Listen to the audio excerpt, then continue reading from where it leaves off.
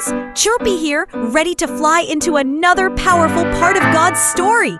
Last time, Pharaoh refused to listen. Uh-oh. So now God is sending another warning. Get ready, because something very hoppy is about to leap into Egypt. Let's jump in and see what happens next. Moses went to Pharaoh again and said, "This is what the Lord says. Let my people go so they may worship me. If you refuse, the whole land will be filled with frogs." But Pharaoh still wouldn't listen. Oh no, things are about to get very jumpy. And just like God said, frogs came hopping from everywhere. They were in the houses, the kitchens, the beds, even inside the bread bowls. The whole land of Egypt was filled with frogs. Pharaoh still wouldn't listen, but God's message was loud and clear. Pharaoh couldn't take it anymore. He called Moses and said, "Pray to the Lord to take these frogs away, and I'll let your people go." Moses agreed and said, "You'll know there is no one like the Lord our God." Moses prayed, and just as he said, all the frogs died. People gathered them into huge, stinky piles. The land began to stink terribly. But even after all that, Pharaoh's heart stayed hard.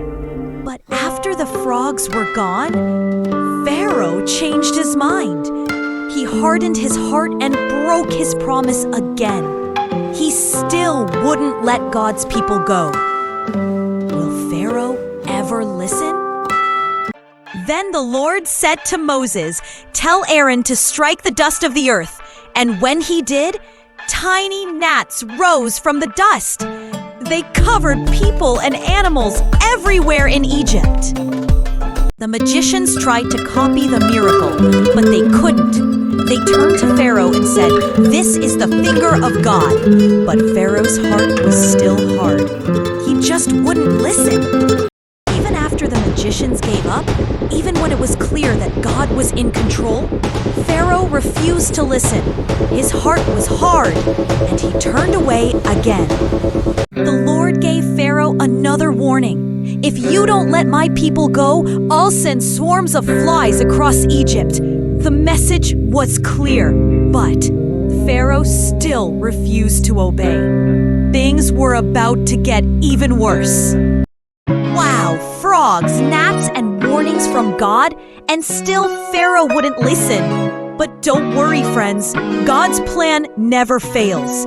Even when hearts are stubborn, His power and love shine through. So keep trusting Him, no matter what.